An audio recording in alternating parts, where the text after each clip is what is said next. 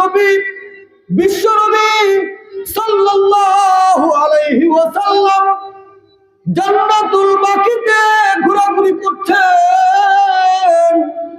এমন সময় দেখেন একটা কবরে আযাব, দাউ দাউ করে আগুন জ্বলছে।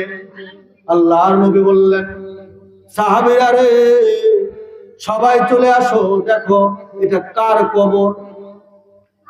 সাহাবায়ে কেরাম চলে আসলেন লাঠি ভর দিয়ে। একজন বৃদ্ধা সাহাবী আল্লাহর নবীর সামনে এসে বলল, ইয়া রাসূলুল্লাহ, ইয়া হাবিবাল্লাহ, এটা আমার সন্তানের কবর।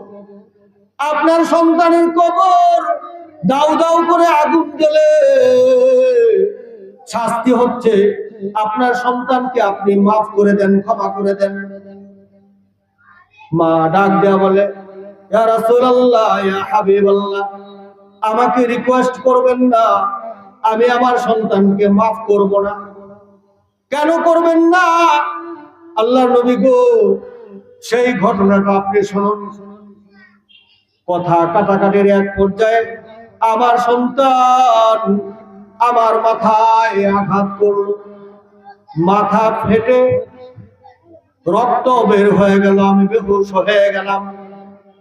আবার যখন হুঁশ আসলো, আমি আল্লাহর কাছে আবেদন করলাম, আল্লাহ গো, আমার সন্তান আমাকে কষ্ট দিয়েছে, কলিজা আঘাত করেছে, মাথা ফেটে রক্ত বের হয়েছে, মাথা ফাটিয়ে দিয়েছে।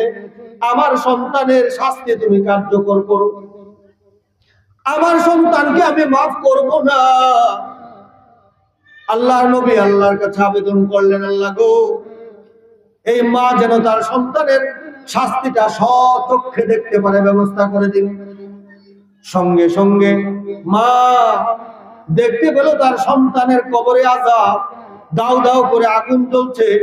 এই চরম চক্ষে দেখে সঙ্গে সঙ্গে চিৎকার করে বলে, ইয়া রাসূলুল্লাহ, ইয়া হাবিবাল্লাহ, আমার সন্তান দাউ দাউ করে আগুন জ্বলে, আমি আমার সন্তানকে মাফ করে দিলাম।